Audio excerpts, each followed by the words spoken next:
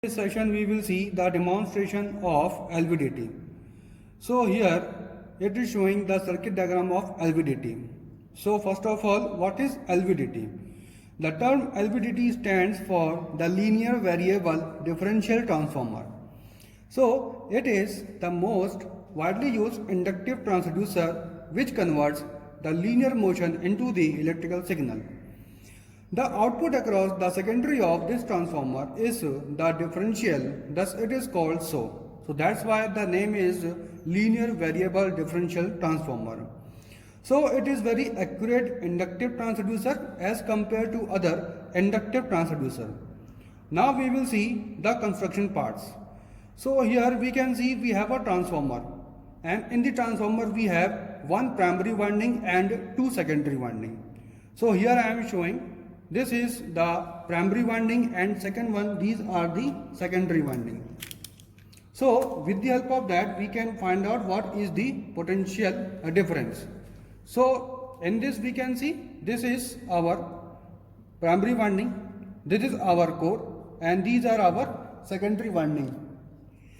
Now what will happen in this both the secondary windings, we have both the secondary windings have an equal number of turns, and we place them on either side of primary winding. So the primary winding, this primary winding is connected to an AC source which produces a flux in the air gap, and the voltages are induced in the secondary windings. So here we can also see we have a core. So this is a core. It is a movable soft iron core which is placed inside the former, and displacement to be measured is connected to the iron core. So LVDT converts the displacement into electrical quantity. So LVDT is placed inside a stainless steel housing because it will provide electrostatic and electromagnetic shielding. So then both the secondary windings are connected in such a way that it gives the difference between the output voltages of these two windings. So this is the construction of LVDT. So what is the working principle? Here we can see as the primary is connected to an AC source, so alternating current and voltage are produced in the secondary of LVDT. The output in the secondary S1 we are assuming VS1, and in secondary is VS2. So the difference will be VS1 minus VS2. So this equation explains the working principle of LVDT. Now we will see the working of LVDT on our apparatus. So what are the apparatus required? So I am showing you it is our CRO. So here this is our CRO. With the help of CRO we can see the various signals that we can give any input signal, and we can check the output signal. It may be in the form of sinusoidal form, okay, or in the square wave form. So it depends on our input signal. So here we have various terminals, so we can adjust our frequency, our output voltages. So here we are using two channels. So with the help of that we can determine the output of CRO. Now next component, here what is LVDT? So here I am showing you the LVDT. In this LVDT we can see this is our primary side, we can see this is our primary, and these are to our secondary, and this is our core. So what will be happen when we give the displacement to the core? It will show the some value on this LCD. So with the help of that we can determine the displacement in mm or millimeter. So what will happen when we give the displacement with the help of core? It will show some voltages, and these voltages we can find out with the help of our CRO. So now we will see what will be the effect of positive displacement and negative displacement of LVDT. So now I am turning on our CRO. So now this is our turning on button. So it is on position, and it will show some values. So it is channel 1, it is channel 2. So it is showing 5 volt, it is showing 2 volt. So here we are measuring the voltage at channel number 2. And here 1 millisecond it is showing the time division. So here we are taking the time division is 1 millisecond. Now we can see what will be the required output of LVDT. So here it is on our 0 position. So here we can see at 0 displacement what will be happen. So it is almost straight line. So we can see on our 0 displacement it is almost a straight line. Now when we increase the displacement it will show some values. So now we will increase the value of displacement. So it will show some values. Now we can adjust our axis also. So it is showing now some values. We can see it is increasing.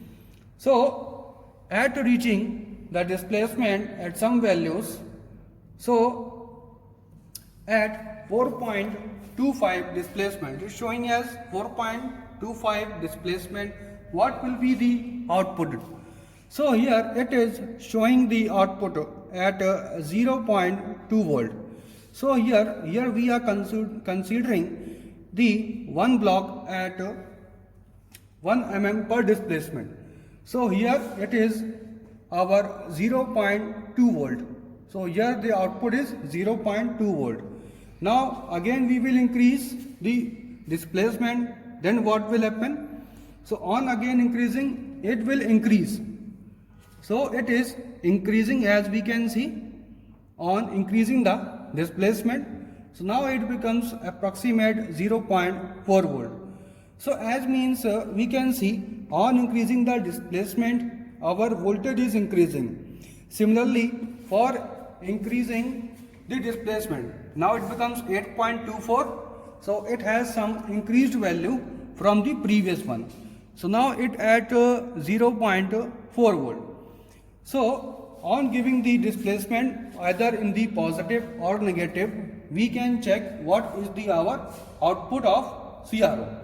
So that is the working principle of CRO. So on the measurement of our displacement we can check and we can draw the graph between our output voltages and displacement. So these are the working principle of our LVDT. So thank you everybody for joining me. Thank you so much. Now for negative displacement, we will go from the current displacement to the 0. So with the help of core, now we will move from the current position to the 0. So on going on to the current position to the 0, what will happen? The curve showing in the our CRO, it will becomes almost stable. So here the core is moving and we can see our displacement is going on the 0 position. So it is going on to the negative for we have our 0 displacement. So now what it becomes? On 0 displacement the curve is showing almost straight line. Now again we will go our LVDT and we will go to the negative displacement. So for negative displacement it is showing the minus sign as we can see, and on going on the displacement there will be some changes in our waveform. So in this waveform what will happen? The curve showing some values. So now I am showing you the values for the negative displacement. So here I am showing you, again it is showing values 0.2 volt. So on going on further negative displacement, so it will have more value to the negative direction. So on going on, here we have some change in our values. So on going on increasing the negative displacement, there will be some linear change in voltage. So again we can see it is showing on approximate 0.4 volt. So it is the displacement, and as on this displacement we have find out the voltages. So that means our LVDT converts the displacement into the voltage. So that is the working principle of our LVDT. So after that, what will we do? Now we will draw the curve. So now I am showing you the curve. So we can draw the curve between the voltage and displacement. So it is for positive displacement and it is for negative displacement. So here we may have some linear curve between the voltage and displacement. So it becomes like for positive displacement, it may be like that here. So it is for positive displacement and it is for negative displacement. So that is the curve between the voltage and displacement. So this is the whole function of our LVDT and that is the working principle of LVDT. So thank you everybody for joining me. Thank you so much.